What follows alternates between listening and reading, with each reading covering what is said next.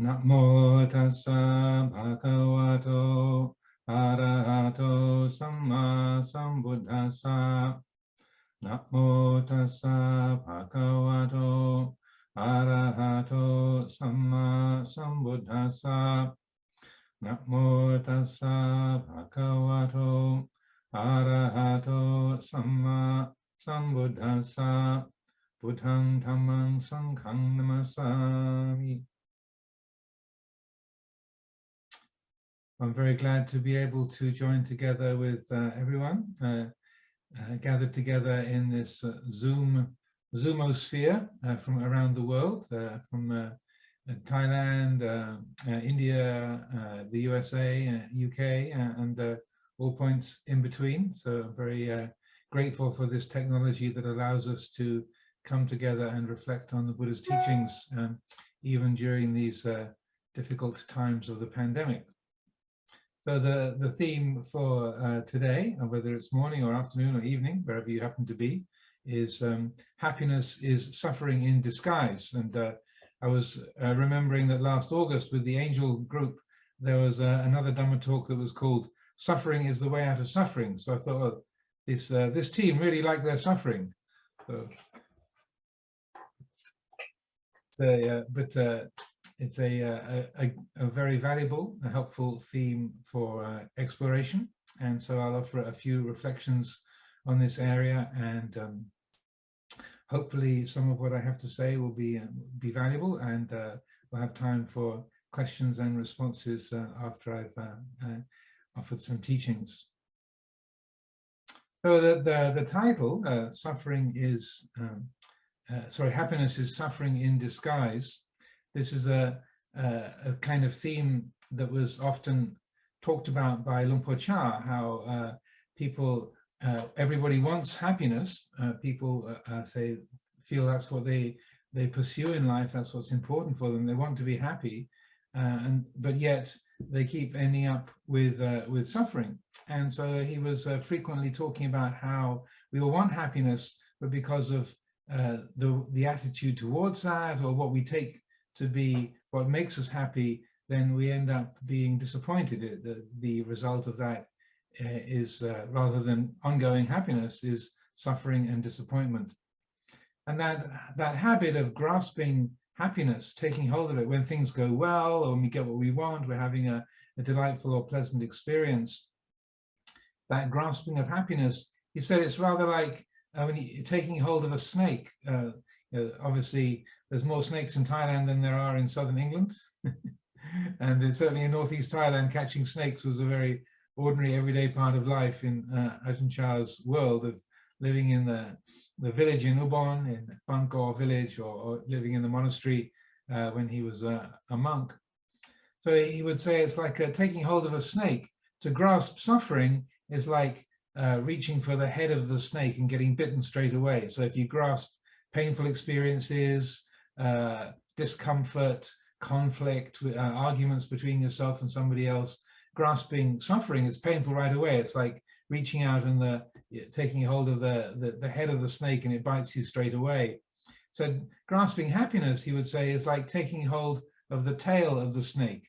That at first, when you take hold of a snake by the end of its tail, then at first it's not painful, it's not a problem, there's no difficulty. But as any of you have ever dealt with snakes in the past will know, if you take hold of a snake by its tail, pretty soon, very quickly, it'll whip around and bite you on the hand. That's what snakes do. And so that he would often say grasping happiness is like taking hold of the tail of a snake.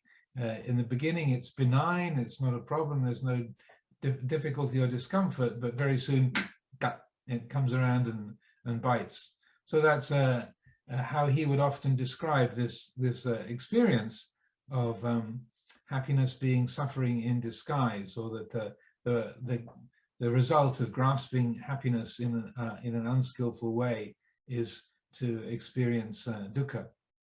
So and if we can look at our own lives and our own everyday world and see how easily we do this. expecting, we say want something to eat, or we want to go to a job that we are interested in, but we find we're getting bored with it. It's not fulfilling us. The food isn't quite as delicious as we expected, or that we go to our favorite restaurant and then some difficult people are at the next table and they make the situation uncomfortable for us. As Lumpur Cha would say, if you're expecting to find satisfaction in that which cannot completely satisfy, you have to be disappointed. So if you set it up thinking, my work should satisfy me, or my getting together with the family should satisfy me, or eating this food should satisfy me, or going on this meditation retreat, visiting this monastery should satisfy me, you're looking for happiness in the wrong place. You're looking for satisfaction where you can't find it. So you have to be disappointed. So so it's important with reflecting on this area to understand how sensory experience works, how we have that feeling of gratification, that sense of worldly happiness, that yes, this is delicious, this is good, this is just what I wanted. To understand how that works, and to see how we in the process of that sensory experience, then we can it can only please us, it can only bring that yes, that thrill, what's called asada in Pali, that gratification, the long English word, the asada, gratification, that can only last for a certain amount of time. Even with states of concentration in meditation, even a blissful state that might last for a few hours, it can only last for so long, and then it comes to an end. And usually our kinds of sensory happiness or pleasure with being with the people that we like, or listening to particular music, or even listening to a favorite dhamma teacher. It can only please us for a certain amount of time, and then it gets boring, and then we switch off, or then it ceases to bring that kind of zing, that liveliness to it. And if I can quote a song in the old film Gentlemen Prefer Blondes, Marilyn Monroe sang the song, when you get what you want, you don't want it anymore. If I gave you the moon, you'd be bored with it soon. So not that I've seen that film in many years, but I remember the words from the song. When you get what you want, you don't want it anymore. If I gave you the moon, you'd be bored with it soon. And that's a familiar situation for many of us, that we got what we wanted, and it was something that was had a lot of promise, but then it doesn't quite satisfy or fulfill us. It doesn't bring that same kind of gladness and joy that we had felt at the beginning, or that we were expecting. So this is the kind of suffering that is sort of found there when the disguise is removed. That's what we experience.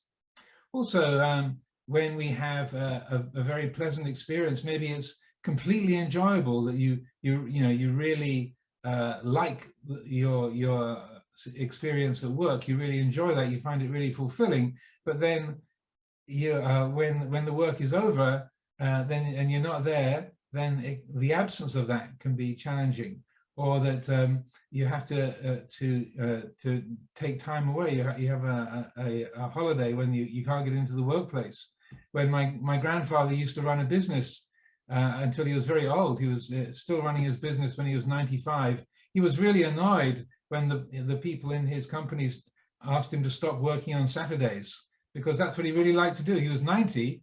And when he turned 90, they said, no, we really think you should be home for the weekend, and that you don't need to be here. And he was so disgruntled, like, this is what I like to do, and it's my company. But still, something can be gratifying, can be pleasing, but then when we don't have access to it, there's the dukkha within that. So that is also helpful to understand how the process works, and that say not wanting it to end, say that that sense of this is really great, this is wonderful, I'm really enjoying this, and that sense of fear that, oh, this is going to come to an end sometime, this can't last forever.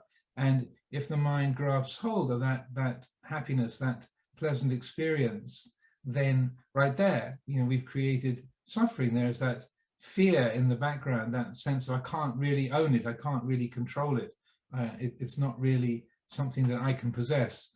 And so even though there's the sweetness of that, being with a beloved family member, or eating some food that you like, or being in a situation that's really enjoyable, there's that, oh, it's going to be over. Oh no, what am I going to do when it's finished? Right there, this is the kind of dukkha that comes from taking hold of happiness and success and pleasure and liking in an unskillful way.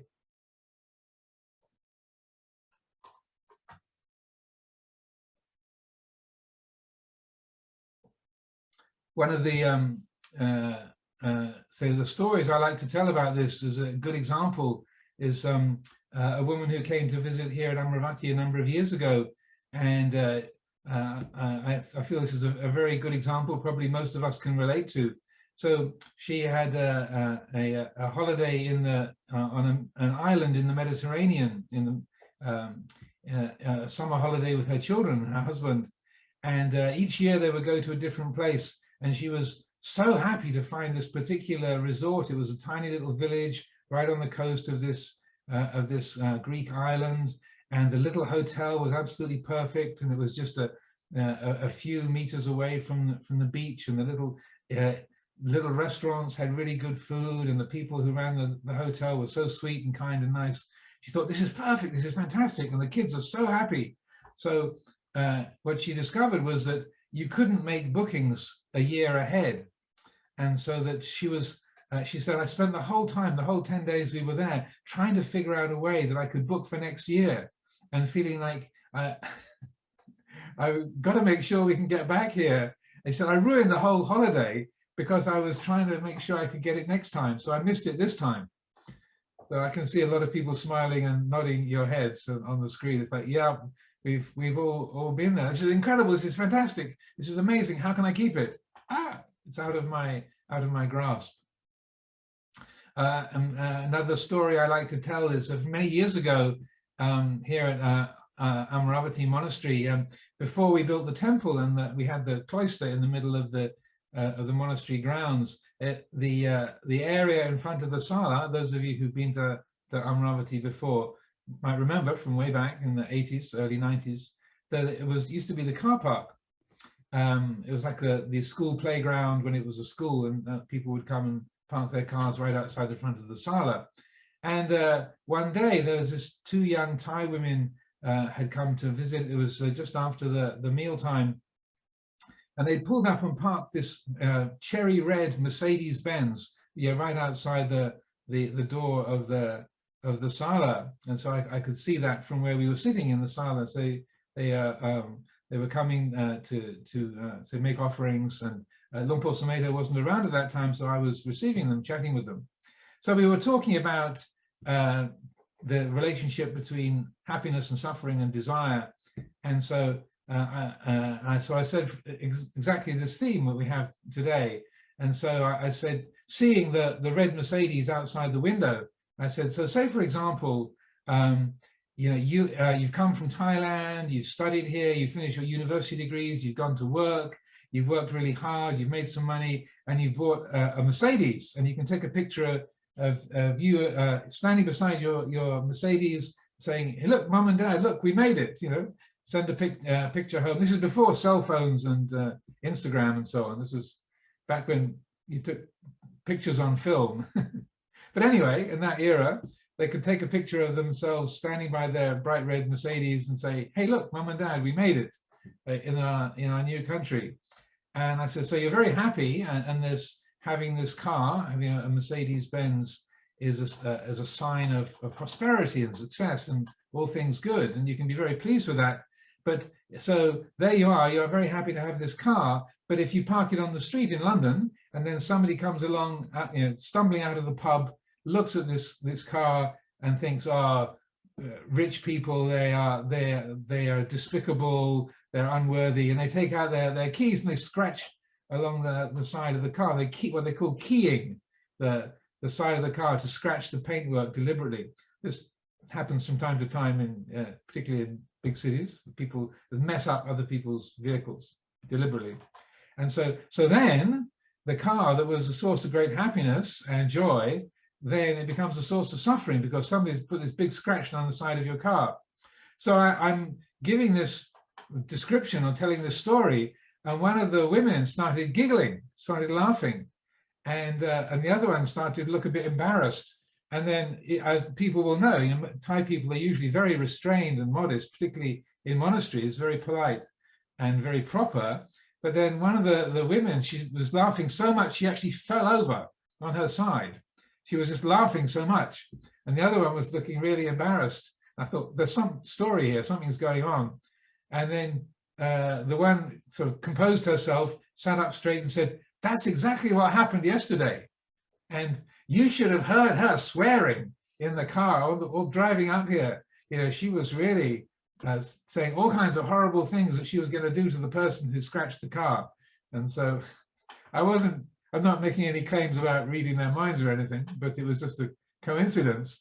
But she said, yeah, that was very painful, very annoying. And so there you are. See, so the car, which was a source of happiness, then there was dukkha contained within that because of the way of taking hold of that happy feeling.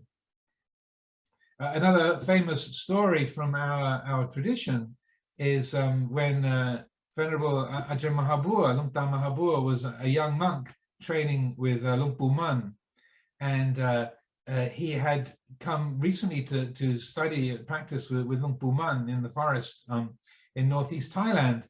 And the young Ajahn Amaro was a very dedicated, very sincere, very energetic young monk.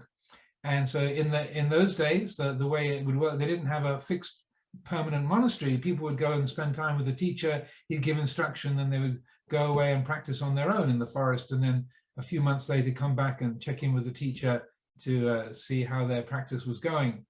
And so the young Ajahn Amaro had spent some time with Luang Pu Man, had received some instruction. He went off to the forest, and with great dedication and commitment, he developed extremely powerful, blissful states of mind, very, very bright, long, continuous periods of samadhi and great inner peacefulness and clarity, and a sense of inner purity and radiance.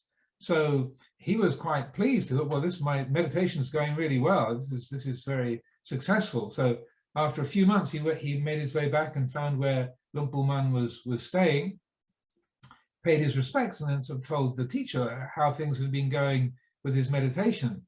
And then Luang Pu Man, apparently, obviously I wasn't there.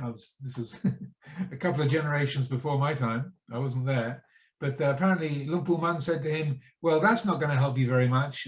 Don't spend your time doing that. It's far better to just establish enough concentration to watch the 5 khandhas arising and passing away. So don't waste your time with those states of absorption, but rather establish enough concentration to develop the qualities of insight into the changing nature of conditions, and cultivate vipassana, the investigation through anicca, dukkha, anatta. And the young Ajahn Amaro famously disagreed. He said, no, you don't understand. These were really, really blissful states. There's nothing wrong. These were totally wholesome and beautiful. And anyway, as the legend goes, the story goes, neither of them would back off. The Venerable Ajahn Man would say, no, you're asking me for advice. I'm in the position of the teacher, and I'm telling you, it's not going to be useful to you to carry on doing things in that way. And the young Ajahn Amaro disagreed. So and apparently the conversation got quite loud, so that other monks could hear throughout the forest. So disagreeing with the teacher that way is really a kind of unusual and rare thing to do. But the young Ajahn Amaro was convinced he was right. And so anyway, eventually he paid his respects and took off, and then went back into the forest to continue his practice. But the results of having argued with the teacher and also remembering the advice of the teacher, then he found he couldn't get back into those states of deep absorption, no matter how hard he tried. And he's someone with incredible energy and will and determination, resolution. But no matter how hard he tried, he couldn't get back to those blissful, wholesome, beautiful states. And in Ajahn Mahabua's own account, he said, if it had been anybody else other than Venerable Ajahn Mun who had been responsible for me losing access to those states, I would have killed him. A pretty extraordinary statement to make. So those wholesome, beautiful, noble, blissful states became a cause for homicidal feelings, murderous feelings. So the dukkha. So even though like states of meditation that are beautiful and powerful and extraordinarily wholesome, if they're grasped in the wrong way, like the tail of the snake, even such things can be a cause for dukkha. So I feel these are very important things to consider, and to see that if the mind takes hold of success, pleasure, happiness, what we like, whether it's a coarse object or a refined object, if the mind takes hold of happiness and grasps it and identifies with it, necessarily there's going to be a bite. It's going to hurt. Also, maybe just to back up a little bit, it's also very interesting in terms of neurophysiology that the way that the Buddha's teaching points to the fact that happiness of this nature cannot last and is always disappointing. That's exactly how we work on a neurophysiological basis. The system adapts so that when you have something that is, say you taste a flavor, and again, I'm sure, I'm not reading anybody's mind, but I'm sure all of us have had this experience. Say you're hungry, and then there's some food that is food that you like, and you take the first mouthful, you go, oh, yes, that's great. And then 3 or 4 mouthfuls later, yeah, this is nice. 5 or 6 mouthfuls later, it's going down and you're hardly even noticing it.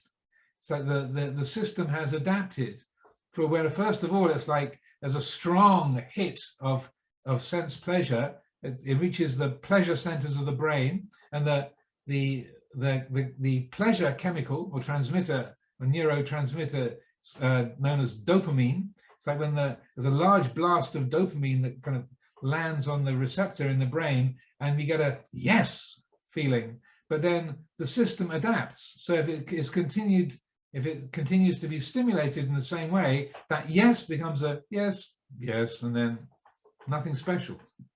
The system has adapted to that. That's how we work, and this is what the Buddha's teaching points to. We can't stay positively stimulated. We can't stay in that state of gratification permanently. It doesn't work that way. The whole system of our bodies, our minds, and the sensory process doesn't work in that way.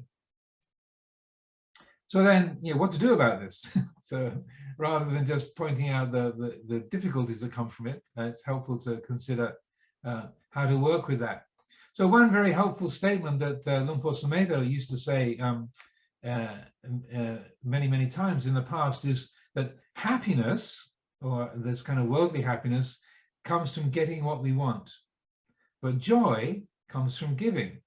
So there is a different kind of a happiness, a superior kind of happiness, a joyfulness that comes from unselfishness, from giving. And Luang Por Chah used to also talk about this. He said, when you've got something precious, like you've got an apple, and you really like apples, and then a friend comes along, and then this thought comes in your mind, oh, I should share this apple with my friend. So something in you doesn't want to, oh, but it's mine, I want it. So he said, sharing and giving, it can be painful. There can be that, you got to deal with that self-centered, that duaton, the kind of I want, this is mine feeling, the owning feeling. And it's painful to let go of that. But then when you do, you give the apple, or at least half the apple, to your friend. When you share that, then you feel a much greater kind of happiness. You feel that joyfulness of giving. So that there can be kinds of happiness, worldly happiness, that bring greater blessings, and particularly training ourselves to be unselfish, to share what we have, and that on a say a level of working together with the family, or working together with society and the world, that is I would say a much more wholesome and a more substantial kind of happiness. It lasts longer and is more profound. It's not just the happiness of gratification, but it's in a way the happiness of the heart freeing itself from self-view, from selfish thinking. So that's one part of it. And when we look at that in more detail, we see there's and in the Buddha's teaching, what you find in the suttas is how the Buddha talks about essentially two different kinds of happiness. There's the lokiya, the worldly kind of happiness, that the kind of gratification of hearing beautiful sounds, or seeing beautiful objects, or getting the things that you like. That's the lokiya happiness, satisfying a hunger, if you like. And then there's the lokuttara, the transcendent happiness, the happiness that essentially comes from not wanting anything, from the happiness of the heart that is liberated. And those gestures of unselfishness, going against the habits of selfishness, they're like a doorway into that transcendent kind of happiness. They're an entry point, a way of cultivating that more, say, substantial or complete or genuine kind of happiness. So that this area, there's a very helpful Dhamma talk given by Venerable Ajahn Buddhadasa. There's an English translation of it called Happiness and Hunger. If you're interested, you can look it up. You can find it online. Happiness and Hunger. It was a Dhamma talk he gave in 1986, and I'm pretty sure there's a Thai version available as well. I'm not sure what the title of it in Thai would be, like Kom Suk Blair Hiu Kao. Maybe that's I'm not sure how it's rendered in Thai, but it spells out this area very, very fully and helpfully. So that the happiness that comes from the heart being free of craving, free of tanha, the heart that is in tune with Dhamma, the heart that is free of greed, hatred, and delusion, that is a far more comprehensive and complete kind of happiness. It's a happiness of a different order. And I would say that's a kind of happiness that is not dukkha in disguise.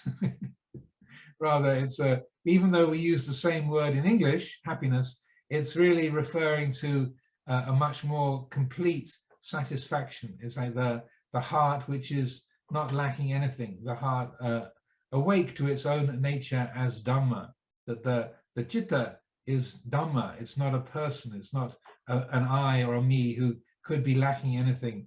The Dhamma, how could the Dhamma be lacking anything? What could it need to be complete? So that when there is that quality of wisdom and awakenedness, wakefulness, that recognizes the fundamental reality of things, is awake to the Dhamma, that is the fundamental nature of this mind and of all things, then there is a quality of satisfaction, a quality of peacefulness and ease that is not dependent on what we see, hear, smell, taste, touch, or think. It's not dependent on external circumstances. It's the happiness of the free heart. So when we talk about spiritual practice, and particularly, say, the development of insight and say, reaching the breakthrough of stream entry, that's what this is really about. It's like arriving at a level of understanding and insight that is irreversible. In the suttas, there's a collection of teachings in the Samyutta Nikaya, the connected discourses, called the Breakthrough, the Abhisamaya Samyutta. And the very first sutta in that collection is that they're all very, very similar. The Buddha giving different examples of the nature of freedom and happiness and fulfillment that comes with making the breakthrough to stream entry. And he describes him, first of all, sitting with an assembly of the Sangha members, and he reached down and scratched the earth with his fingernail, and he lifted up his finger and said, "What do you think, bhikkhus? What is greater, the amount of dirt under my fingernail or the great earth itself?" It's a bit of a, what they call a leading question. They say, "Well, Venerable Sir, the amount of dirt under your fingernail is very, very small. The great earth itself is very, very large. There's no comparison. You can't you can't you can't compare the one with the other. One is very, very tiny. One is extremely large." And he said, exactly in the same way, the amount of suffering that one who has made the breakthrough to stream entry is comparable to the dirt under my fingernail. The suffering that a being who has not made the breakthrough to stream entry can expect to experience is comparable to the great earth. So the Buddha was supremely gifted in giving these kind of images and presenting these similes that really get your attention. And then he said, so on another occasion, what do you think is greater, a few grains of rice or the Himalayan mountains, the great Himalaya mountain range? So, Venerable Sir, a few grains of rice is a very small amount, but the Himalayan mountains is very, very large. So similarly, the amount of suffering one who's made the breakthrough can expect to experience is comparable to a few grains of rice, where one who's not made the breakthrough is comparable to the whole Himalayan mountain range. So that gets your attention. So that to speak about a happiness that is not dukkha in disguise, then the essential element for that is the essential thing to develop with respect to that is the quality of wisdom, and through vipassana meditation in particular, a wise reflection.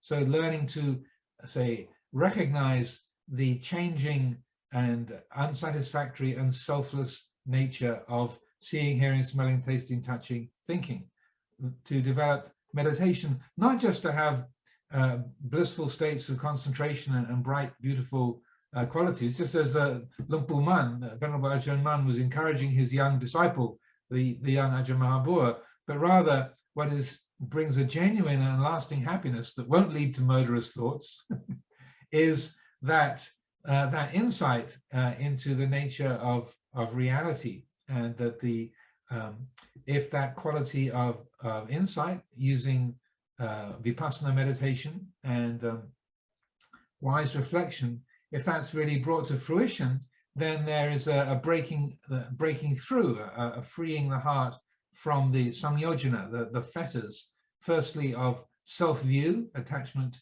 to the idea, I am the body, I am the personality, sakkaya ditthi. I'm a woman, I'm a man, I'm old, I'm young, I'm British, I'm American, I'm Thai, I'm tall, I'm short, I'm healthy, I'm unhealthy. All those I ams, seeing that those can only be half-truths or convenient fictions. They can't be the whole story.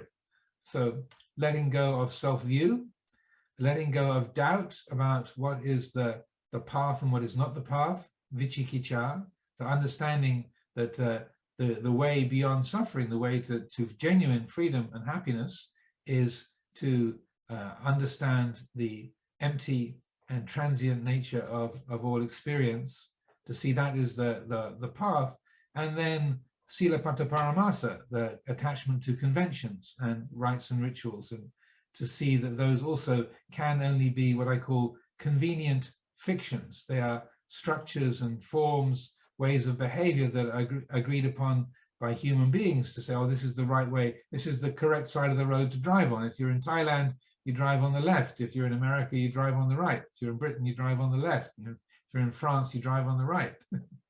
So these are conventions that we live with. And so to see that any kind of convention, social or religious, they can only be human agreements. There's no thing absolutely there. So when that quality of insight, that quality of vision is established, then the result of that, in that moment, even if it's just for a moment, there's a moment of clear seeing, a clear knowing during the meditation, when there's a hearing a sound, and then there's a recognition of, rather than I hear a sound, there's hearing. That's all. There's no person here that is the listener. There's no person who is the owner of that sound. It's just hearing. How could there be a person that is a meditator or that is the experiencer? Oh, it's just hearing. And even if that's just a finger snap, a moment, less than a second, in that moment, there is clarity, there's peacefulness. The heart is free of identification, free of grasping and clinging in that moment. So another of the teachings of the Buddha that we reflect on in this area that's very helpful, in the Dhammapada, the Buddha says several times, Nibbānang paramang sukhan. Nibbana is the highest happiness. So that Nibbānang paramang sukhan. Nibbana is the highest happiness.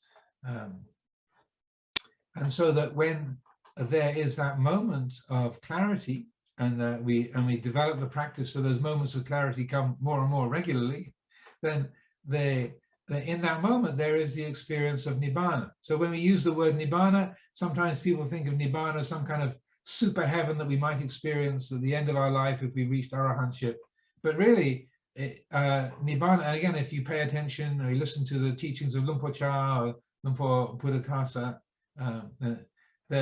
they are very skillful at explaining how Nibbana is not some kind of super heaven or some kind of parallel universe that you go off to after the body passes away if you're an arahant. But it's not that at all. That's a completely wrong understanding. But rather, Nibbana is the natural peace of the heart when it is free of clinging. When Ajahn Chah was asked to define what is Nibbana, his way of describing it, he said, it's the reality of non-grasping. So in that moment when the grasping stops, when the kwam yattu is let go of, there's an ending of grasping, that natural, simple peacefulness, that say that in that moment the heart is free of identification, free of I and me and mine. It's extraordinarily simple, uncomplicated. It's not like a ecstatic, blissful experience, but it's totally peaceful, spacious, bright, sawang, sa'at, samuk, as it says in my badly pronounced Thai, sawang, radiant, sa'at, pure, samuk, peaceful, purity, radiance, and peacefulness. That's the experience of Nibbana, that's the experience of the heart when it's free of grasping. So speaking of how to develop insight, it's not just when we are on a meditation retreat or sitting with our eyes closed on a mat or a cushion, but developing the quality of wise reflection and getting to know our attitudes, how the mind moves towards trying to find happiness in the sounds that we hear, or the food that we eat, or the people that we're with, or the work that we do, or the landscape around us. That as we recognize how the mind is seeking for satisfaction in that which can't satisfy, we can notice that. So when we talk about wise reflection, yoniso manasikara, it's to do with recognizing those habits of mind. I'm expecting this music to be delightful, expecting being with this person to be totally pleasant, expecting this visit to this place in the country to be totally pleasing. And then noticing that expectation, that grasping, recognizing it and letting go of it.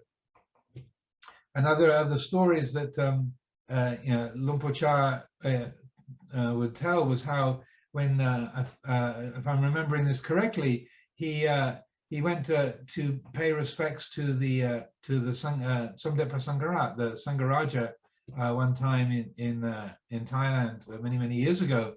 And the Samdhet Prasangharat, the Sangharaja, the head of the Sangha, told him this story of how when he'd made an official visit to China and he'd been presented with this very, very beautiful, delicate porcelain cup, like a very beautiful teacup, in a special teapot, a special teacup, and this ceremonial box, and it was very fragile, very beautiful, very old, and so this was a very say precious gift that he was given. But the Sangharaj was telling Luang Por Chah how from the moment he was given this cup, he was worried about it breaking. And that when they were traveling in the car, he kept telling his attendant, okay, make sure you put it in a careful place, don't knock it around. When they're on the plane flying back to Thailand, you know, make sure that it's packed carefully away. Oh no, don't let anything knock against it.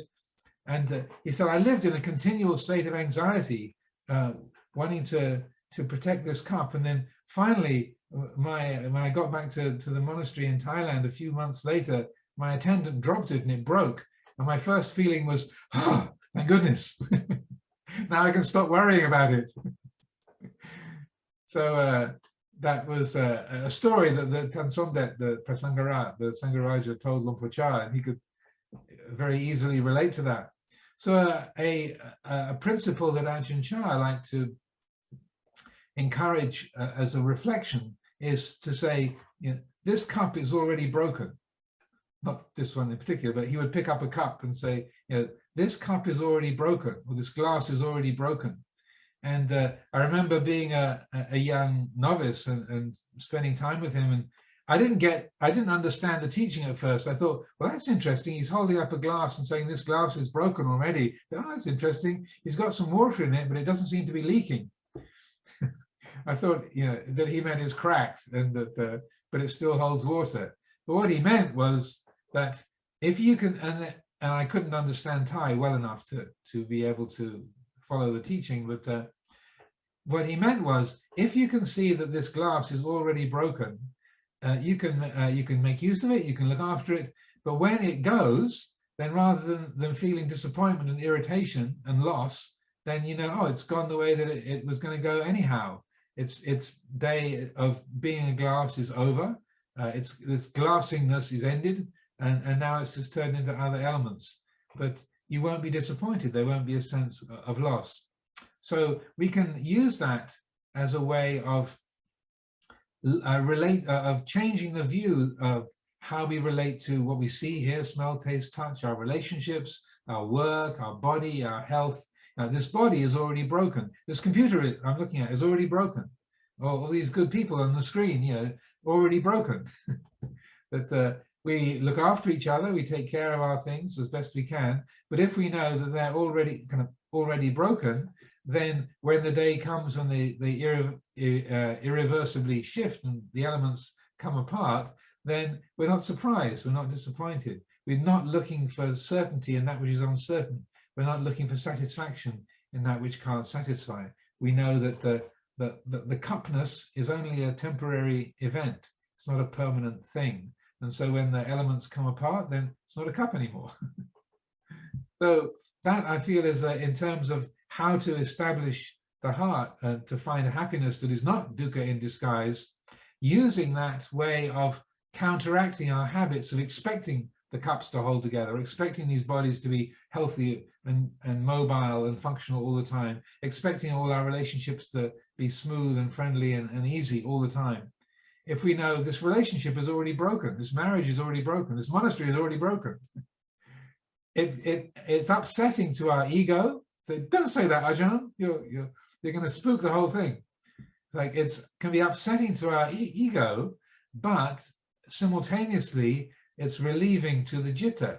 On the ego level, the level of self-view is like, you know, don't say that.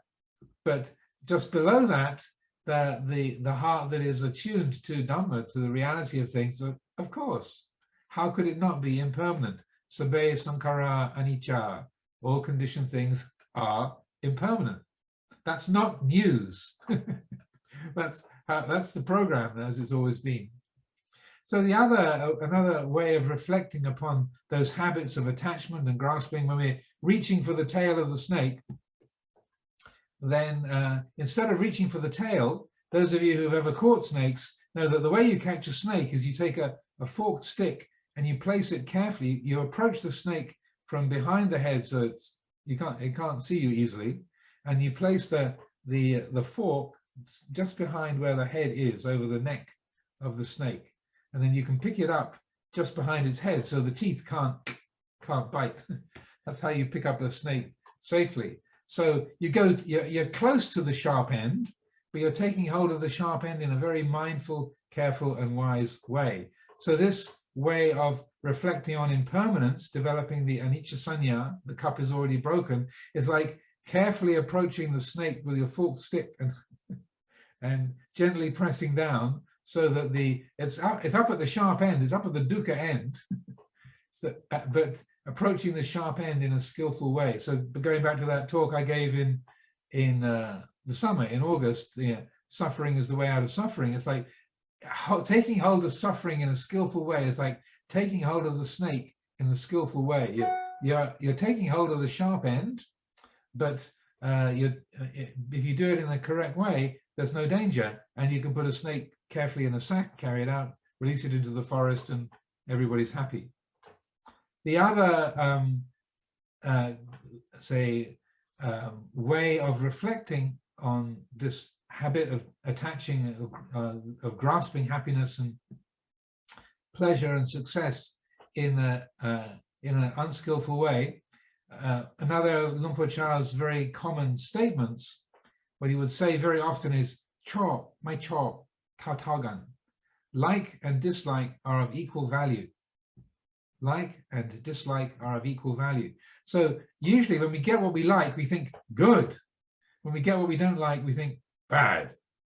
And and because of ignorance, because of unskillful grasping, that becomes an absolute good.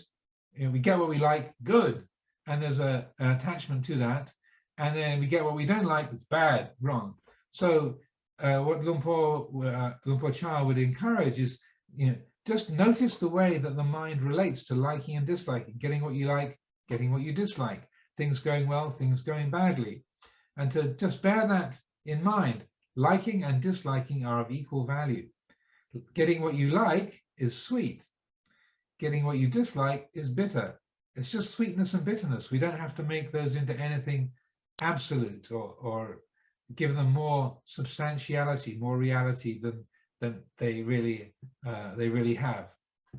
So with respect to that, the last thing I would share with you before opening things up for some questions is I like to encourage people to do a little exercise with this area.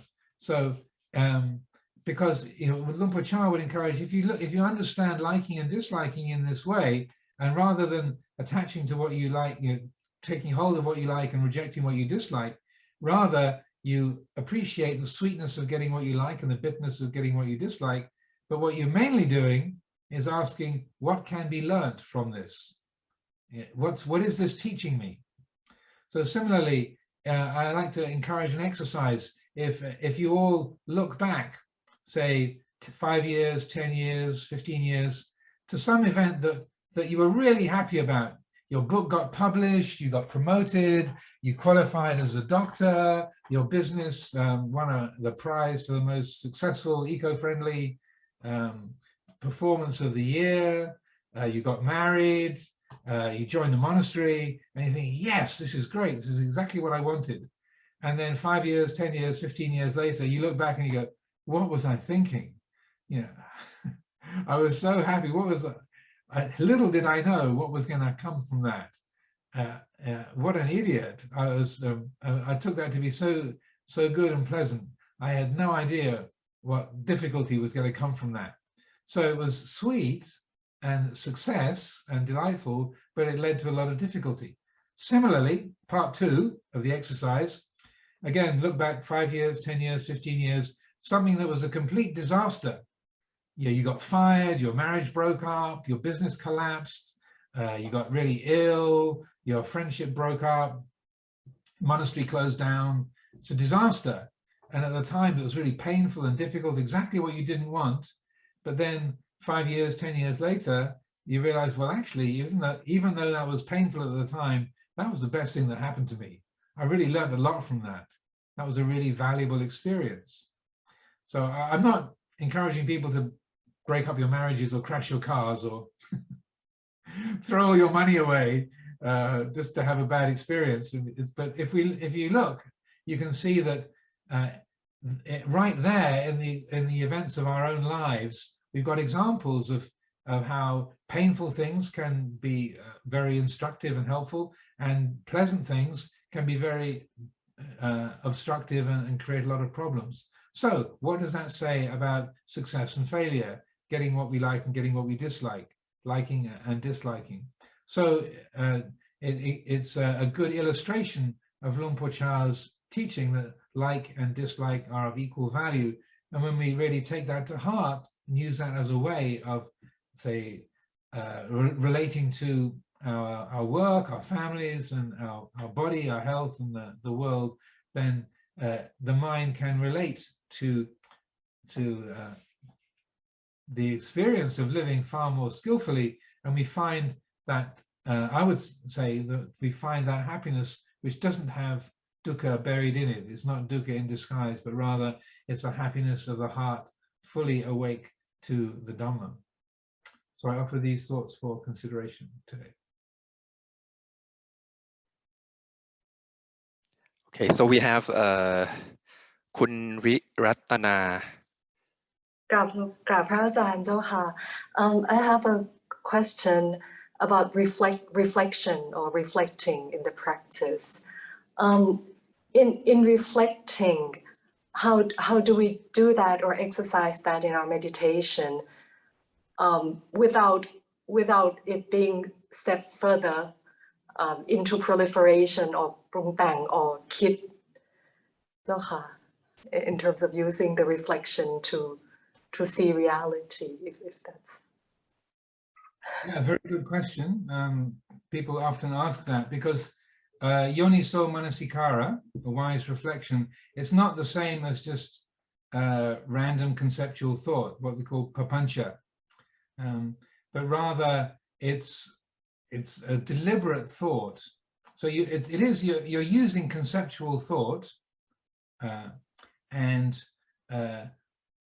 you are say using that say the faculty of the mind to explore something that's going on, something that's being experienced.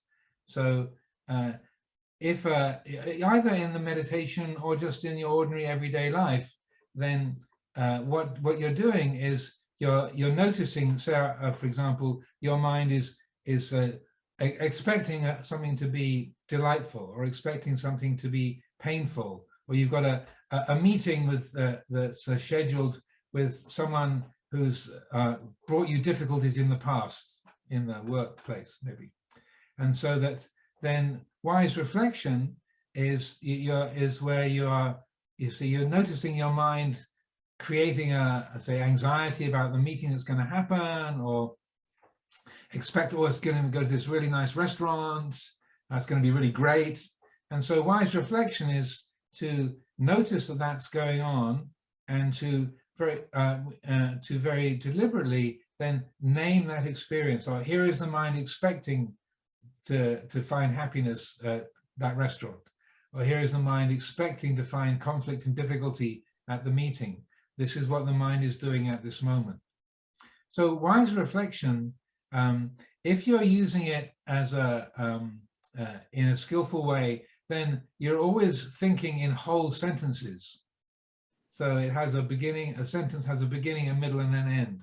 So that rather than when it's just conceptual proliferation, the mind just sort of runs on from one thought to another, and doesn't really finish its own statements. It doesn't finish a sentence. It's just a random chatter, like flicking through TV stations. It's all kind of a kind of a string of associations with nothing very complete. If it's wise reflection, there's a measured spaciousness to it. So that, say you notice, oh, my mind is getting caught up with this anticipation. So then catching that feeling, that mood, then wise reflection would be, aha, like just saying it internally to yourself, here is the feeling of anticipation that my mind is saying, this is going to be a great restaurant, and we're going to have a wonderful time today. That's what my mind is saying. What will happen is minor, it's not a sure thing, full stop. So and then what makes it reflection also is then after that full stop, as it were, there's a letting that sink in and letting that have its effect on your attitude of expectation or worry or irritation, or just you're also appreciating the effect of that. If you say try to apply that wise reflection and then very, very quickly it kind of gets lost in a whole string of thinking, then realize, okay, we're getting caught up here, that's a tangle. So then what's helpful, if there's a recognizing that the mind is getting lost in proliferation, that you bring your attention back to the body, feel just the sensations of the body, focus your attention in the present. So take a breath and okay, now we're still on the way to the restaurant. The meeting is going to be happening in 5 minutes now. So here is my mind creating anticipation and worry about this meeting. That's what's happening now. So you kind of use the feelings of the body as a way of recentering the attention. And then, and so that the characteristic of wise reflection, or also dhamma vijaya, investigation of reality, is that what I like to call a measured quality. There's a beginning, a middle, and an end to each statement. There's a space between the statements, and that there isn't that kind of running on quality. So if you notice that sort of one thought chasing another, then that's a sign, okay, stop, focus on the body, breathe, go back, and then bring up the question or the comment or the statement again. Okay? ขอบพระคุณเจ้าค่ะ It's so เป็นบุญมากที่ได้มีโอกาสกราบพระอาจารย์ทาง Zoom เจ้าค่ะ Thank you. Next, คุณ Korean.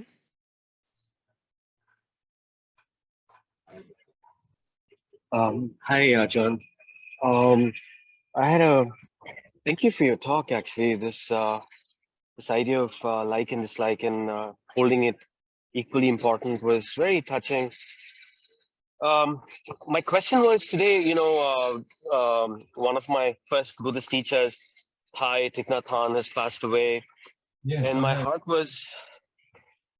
was very heavy, and this feeling that I have is so heavy, this feeling of almost like my heart is drowning. And then but also Thai has talked about the practice. It's almost difficult to give this sadness equal importance, because my mind wants to jump and go into a practice where I go back to my breath awareness. So I feel like my mind and my heart, I feel it's very disconnected. So how do I bring this together? Thank you. Well, a good question. I think start off with that, appreciating that lack of togetherness, if you know what I mean. So that in this moment, oh, my head is saying this, my heart is saying that. That's what's here in this moment. So that rather than trying to climb over this difficult experience to get to a more integrated one, to fully appreciate, oh, in this moment, there's this heavy, sad feeling, and my thinking mind is saying, I should be practicing with this. That's what's here right now, presuming that's representing accurately what you're saying. And so I would say that openness of the heart to what's present here and now, that's the place to begin. And also that I think it's good to appreciate that when someone who is very important to us and there's been a closeness or a sense of great preciousness in our life, just like Venerable Ananda at the Buddha's Parinibbana. The Ananda was leaning against the kuti, weeping, and they went to the Buddha and said, your attendant Ananda, he's leaning against the doorway of the kuti in tears. And the Buddha said, ask him to come and see me. So that even Venerable Ananda, who was an anagami, he's heartbroken at the passing away of the great master.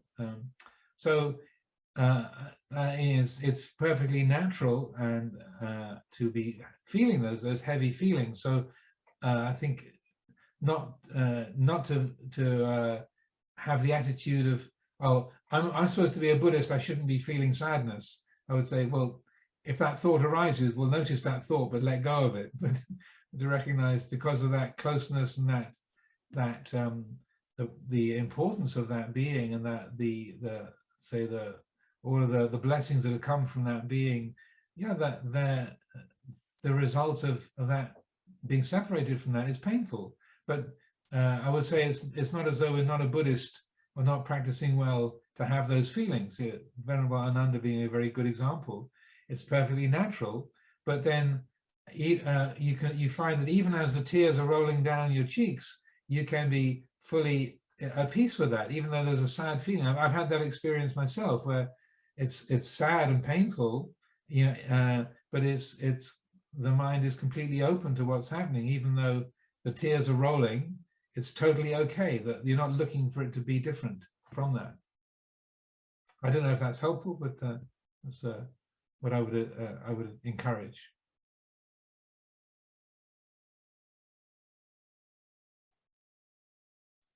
Thank you. Next, Kun Amar. Hello, Ajahn Amaro. I'm very happy to be talking to you for the third time. One of my favorite teachers, as you mentioned today. Find your favorite teacher. I'm talking to you. I'm so happy. Recently, meditation has been my dukkha. I'm doing meditation more disciplined and more regular these days. And recently, I'm thinking that I'm seeing no results. And through this talk, you mentioned the concept of not expecting something, not grasping into the idea of a result.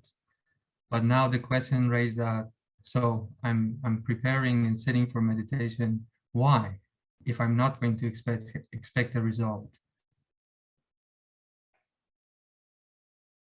The first thought that comes to mind with respect to that is to be aware of that expectation, and to recognize, well, that's what's happening in this moment. For most people in spiritual practice, there are at least shorter, if not longer, periods of seeming to make no progress. Lumpur Sumedho, back in the 80s and 90s, when he was teaching here, he often talked about the valley of despair, the morbio inferiore. If you're familiar with Hermann Hesse's book, The Journey to the East, possibly not, but there's in that story, there's this the valley of despair, that this group of people making a pilgrimage to the east, that they try to cross this barren desert. And he would talk about that as that's a normal part of spiritual practice, is this sense of barrenness, of making no progress, things being completely worthless. And that's part of, that desert experience is part of life. If you think that you should be experiencing steady progress day by day, then kind of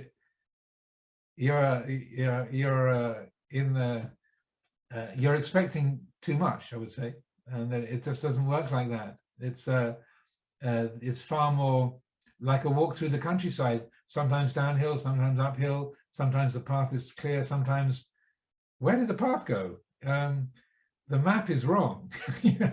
All those kind of experiences, that's very much part of spiritual life. And so that as Lumpur Cha would say also, when you feel like practicing, practice. When you don't feel like practicing, practice. And that it can be the case that we feel like we're not making any progress at all, but it can be very deceptive. Like any kind of work. If you're developing a skill, or you're working in some company or some kind of craft, you might think, well, it's just the same old. I'm not getting anywhere. This isn't improving. I'm not developing anything.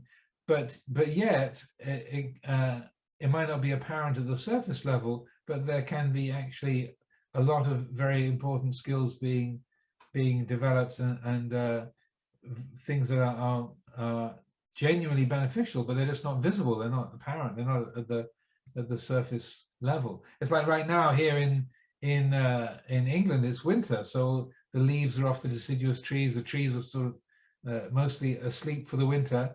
That you think, well, that these trees are not alive. They've kind of shut down. They're not doing anything because it's winter. But yeah, the life is still there. They're still carrying on. The life is continuing underground, even though there's no leaves. They look kind of bare and they could be dead, but the life is continuing quite fully and naturally underground. So I feel that it's important to not just take superficial view of things, but rather, and I would say again, duti yampi, if you're expecting sort of steady and visible progress all the time, you're in the wrong game. It doesn't work that way, in my experience. So I hope that's encouraging rather than depressing. But Thank you. Next, Kun Mudita. Hi, Ajahn. When I contemplate the 5 aggregates, I often get stuck at the vijnana of sense consciousness. I don't understand it enough. I wonder if you could explain it. Well, there's different ways of relating to the 5 khandhas. So the list of them, starting at rupa, and then rupa, vedana, sanya, sankara, vijnana, they are in a way going in a spectrum from the coarsest to the most refined, and so and also in many ways they overlap. That you can't, and they're called khandhas. A khandha is a heap or a pile. It's like a very broad brush division, and so as it says in the suttas, feeling, perception, and consciousness, are they conjoined or are they disjoined? And then it said, well, they are conjoined. They are not disjoined, because that which you feel, you perceive. That which you perceive, you cognize. So you can't totally divide them up from each other. And so, like with rupa khandha, like say the body, or this desk. Yeah, it's rupa, it's material form, but I only know about this through seeing, feeling, eye consciousness, body consciousness,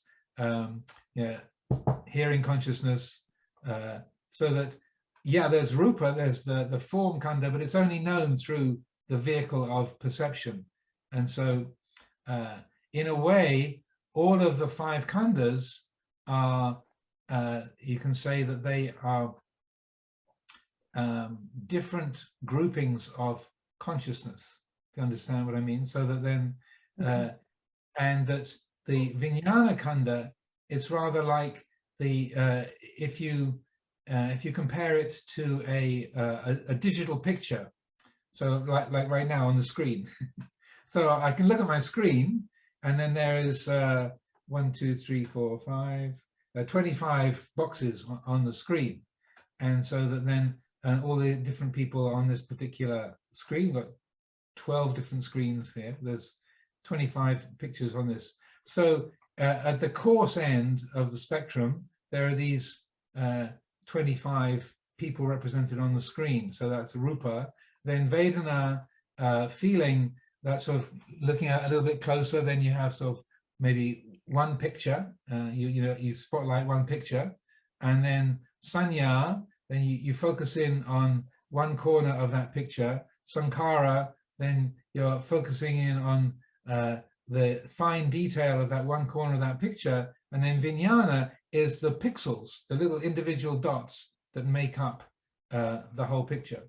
So right now, what we're seeing is, say, the pixels of individual moments of consciousness, seeing, hearing, smelling, tasting, touching, consciousness, and put it all together, and it has these different qualities of, say, of rupa, of material form, or of feeling, perception, and mental formations.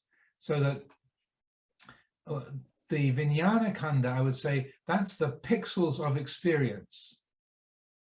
If that's helpful. So that the individual, kind of literally the sort of flashes of mental activity in the visual cortex, the auditory cortex, the memory and thought and so on, the individual flashes, pop, pop, pop, pop, pop, pop, pop, that's all the Vijnana Khanda. Put them together, and then here we have this experience of seeing each other on the screen, hearing the sound of these words, making sense of the words, hopefully, or not making sense of the words.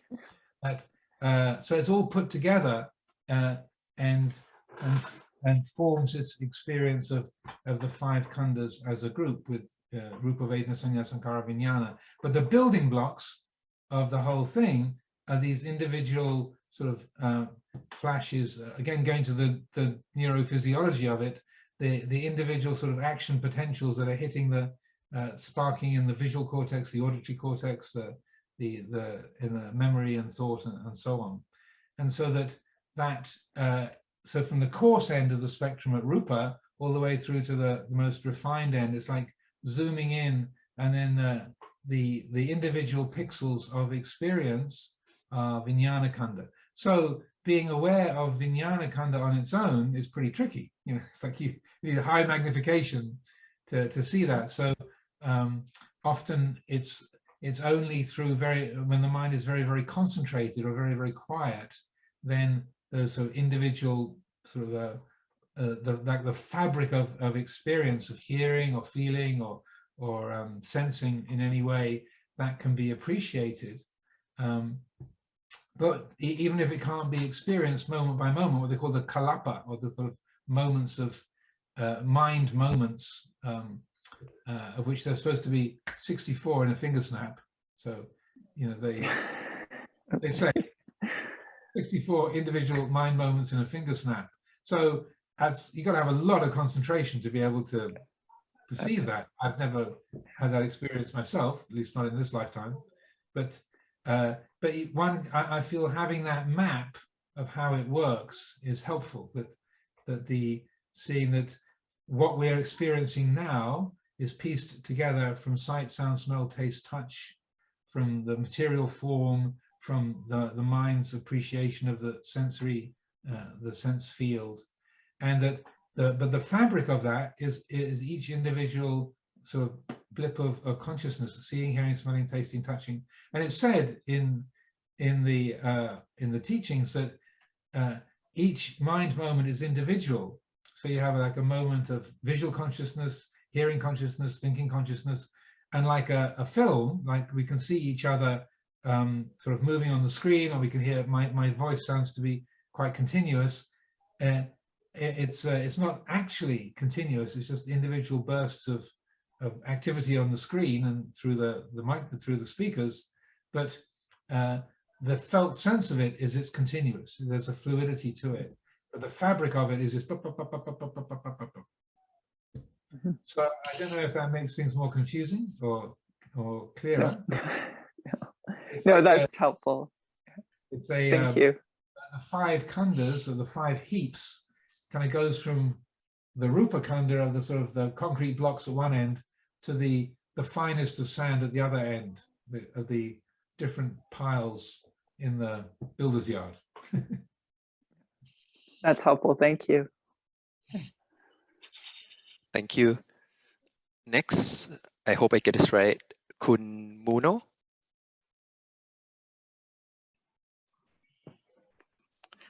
Vandami Bante, Namo Buddhaya. Am I audible? Yes. Yeah. Yeah. So right now I'm COVID positive, but I'm doing fine. So my question is for Bhante. Actually, I'm approaching to achieve something in my life in terms of spiritual. So if I going for Sugratagami or Anagami, or at least I can reach up to Shrotapanna. So is this my approach is correct or not? Well, it's skillful to have that aspiration. With any kind of effort or intention, then one of the most important things is not just the kind of loftiness of the goal, but it's also what's the attitude towards that. So as long as effort is made free of self-view, then it can lead towards peacefulness. If effort is made based on self-view and conceit, like I want to be a stream enterer, I want to be a sakadagami, I want to be an anagami, that I am or I want, that is going to produce dukkha.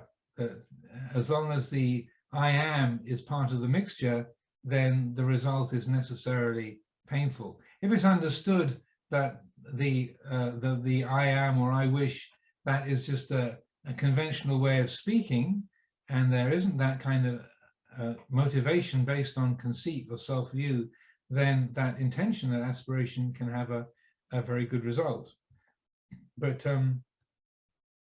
so a lot depends on the attitude, and so I quite often talk about the skill of making effort based on mindfulness and wisdom rather than effort based on self-view and on the desire to become and the desire to get rid of.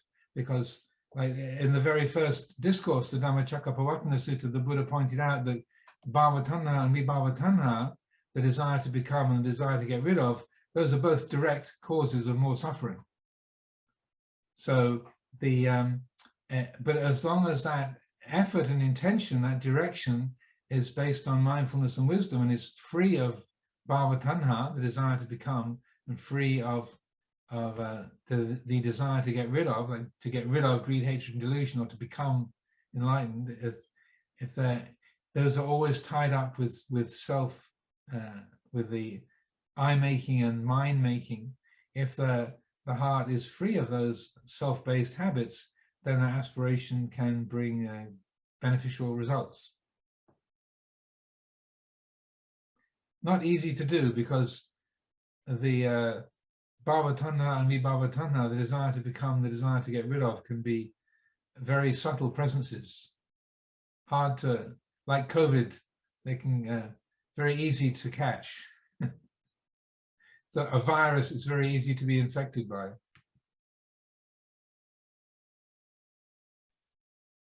Thank you.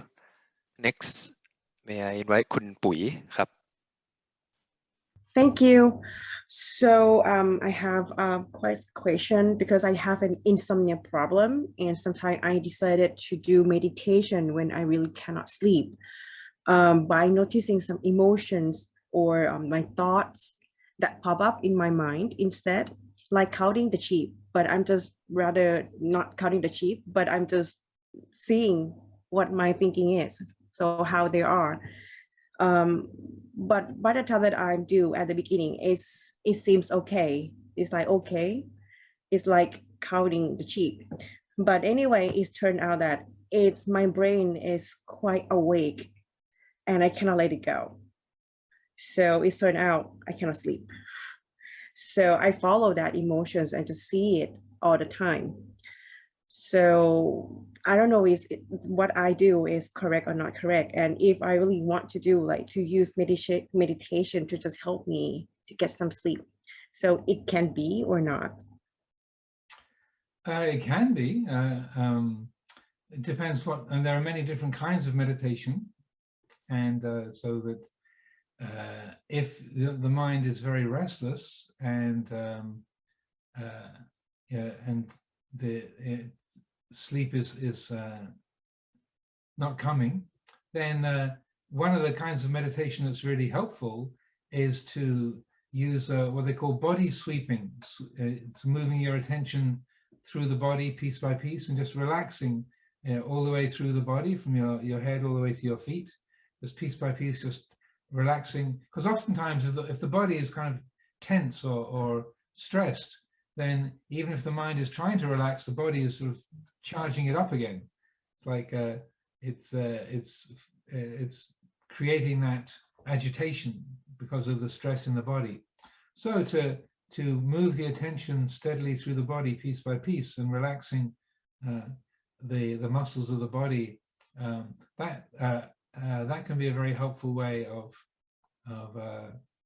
so letting the whole system relax and letting sleep come naturally. Also, if the mind is wide awake, rather than carrying the idea of like, oh, I should be sleeping, I've got insomnia, just to not make it complicated, just say, okay, right now, I'm in this moment, I'm awake. Tomorrow I might die anyway, so here I am, I'm awake.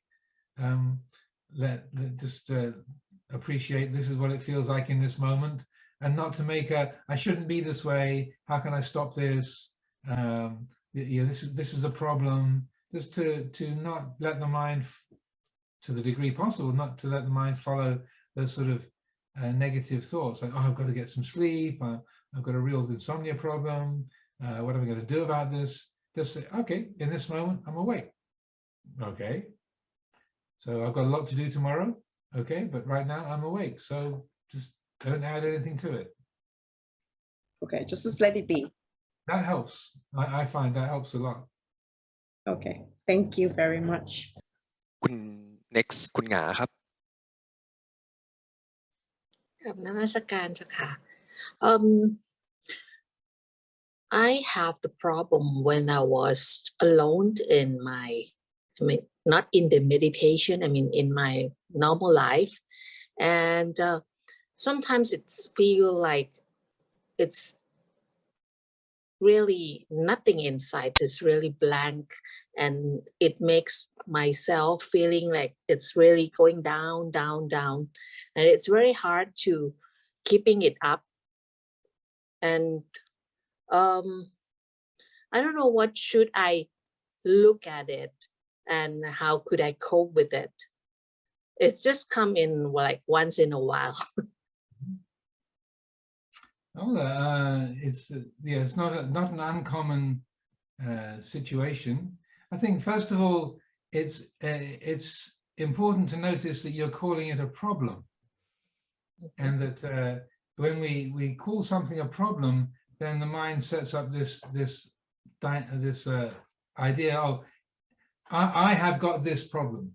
I am the owner of this. This belongs to me. And if I didn't have this, there'd be me without the problem, and that's a good thing. So it's helpful to challenge that whole framework and say, well, rather than calling this a problem, this can be thought of as an interesting difficulty, an interesting puzzle. That what's happening here? What's this about?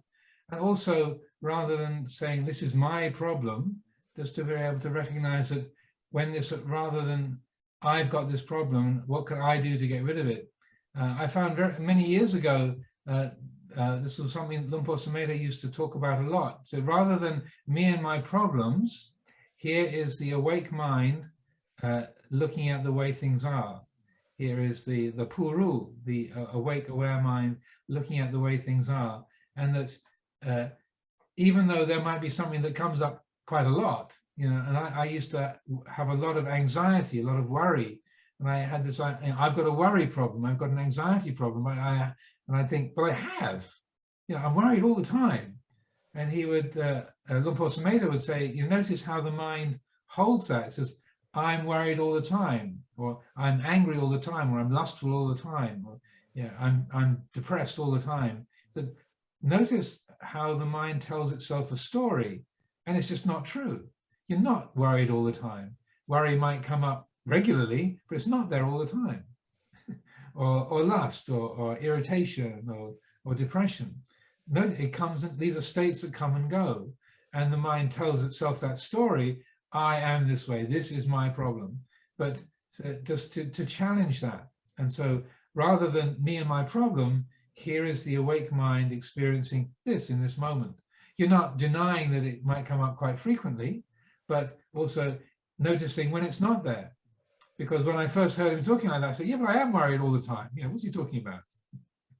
I kind of disagreed with him, like Ajahn Amaro disagreeing with Ajahn Man. But no, what's he talking about? That's not right. I am worried all the time. And then I realize I'm brushing my teeth. Oh, I'm not worried. Or I'm walking from one place to another. Oh, I'm not worried. And then realizing, oh, actually, during the course of a day, I'm not worried a lot of the time. But I'm telling myself this story. When I think about other people, I'm thinking about my performance or how I'm doing, what people think of me, then there's that anxious feeling. But a lot of the time, it's not there. So that I found, just taking that as a way of reframing experience, rather than me and my problem, here is the awake mind noticing the way things are, full stop. And in this moment, it's like this. And then that, so there maybe there's that bland, empty, meaningless feeling. Okay, that here is that bland, empty feeling right now. And it's like this. And the other way that, that can be approached is that, who is it that knows this? Does this feeling have an owner? And exploring that sense of I and me and mine, that is taken to be the doer or the owner, the one who's experiencing, and turning the attention back on that, and in a way developing that insight into anatta. So when you ask the question, who does this belong to? The answer is not nah. What happens is that, oh, there's, in that moment, there's a recognition that this doesn't really have an owner. It's just a pattern of nature that's arisen, like the sound of a passing car or the shape of a cloud or a leaf falling past the window. That's all. Thank you, sir. One more. Thank you. Kun Neil. Good evening, Tanajans. Okay, I have a question regarding, I think for lay Buddhists, we kind of like probably use back the same Ajahn Chah example, grabbing the snake, As a lay Buddhist, we probably have to pursue our sensuous pressure. Sometimes it comes out expectations, you're expected to be move up the corporate ladder, you're expected to be successful. So we have to chase those, we need to go to grab the snake. So as a lay Buddhist, it's kind of expected. So we're just wondering how we can grab it, not being bitten by it. We want to pursue the sensual pressure, not being bitten by it, not being suffer. We try to grab it. Of course, just now the method Tanajan mentioned, you would like grab it skillfully by the snake, by the head, so that it won't even come to bite you.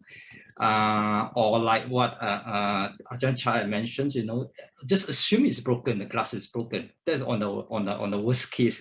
Let's say you want to become a CEO of a company, so that is your aspiration. You want to pursue that.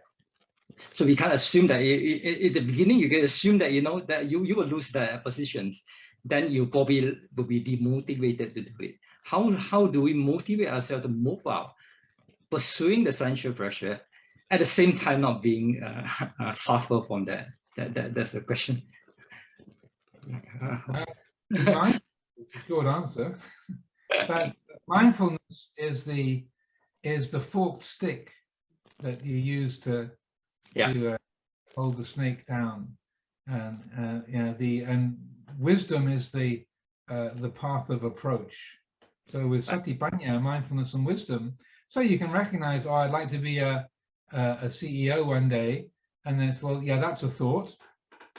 Does it have to be something that is the driving force of your life, or can you just have that in the background, and then to say, well, that's a thought, but does it have any substance? Is there anything really true about it? Okay, there's an idea, it's there, and that's, well, just take care of business and see what happens. And so that because you might like the idea of being a CEO, but then all the responsibilities that come with that. Because if you're the CEO, then all the problems of everybody in the company, they land on your desk, and you've got suddenly you've got 400 children to take care of. Oh, I just wanted the big chair in the office with the big windows at the top of the building. Like Luang Por Chah, when Ajahn Sumedho first became the abbot of Wat Bananachat, and he came to Luang Por and said, oh, being the abbot is so difficult. It's so, people have such opinions, and they're so difficult. No one will agree with me. They won't do what I want. And Luang Por Chah thought it was hilariously funny. He said, oh, you thought it was just having a big cushion to lean against, Of being the Jawa Wat, being the abbot was just, you get first choice of the food, and you get the big cushion to lean on. This is, ha ha ha. You've got all these difficult children that now you have to look after. That's what goes with being a Jawa. So to me, it's more helpful. Okay, there's an idea. Take care of business and see what happens along the way. Maybe you have the gifts to be a good CEO. Maybe you don't. But if we're mindful each day and we do our work well and we are honest and kind and energetic, then just see how things take shape. And if the circumstances come together where you can be the head of a company and it does well, okay. If you and then if you're head of a company and it doesn't do well, okay. You learn from both of those. And if things take shape that you never become a CEO, but you're actually quite happy, okay, you learn from that. And if you so that's why I was saying the like and dislike are of equal value. That we can have an aspiration or a direction, and then if we are fixed in our goals or rigid, then we just create a lot of suffering for ourselves. Also, it's not the case that living in a monastery, that all those things go away. That I'm on about literally 19 different committees.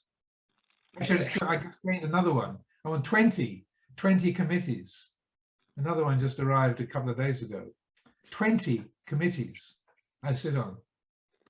So it's not as though worldly duties vanish when you shave your head and put on a robe. And I'm the kind of CEO of Amravati. So I didn't go into the monastic life in order to be an abbot, but circumstances have taken shape that this is what I do at the moment. It won't last forever, but you do the best you can with conditions as they are in the present and do what you can to learn from that. And that's what's valuable. It's not what the position might be or might not be. It's how do we use it in the moment when you are in charge of something or when you've retired or people have kicked you out. Okay, this is the experience of not being the abbot or not being the CEO. That's what this is like. Or if people fall ill, not just because of a takeover or the company failing, you can have a stroke and suddenly you're not the CEO, you're the guy in hospital in a wheelchair, and that's what you learn from. If you're wise, then you'll learn from that, as well as being the head of the company with the big office at the top of the building and the nice view. So I think that's enough for today. Okay, thanks.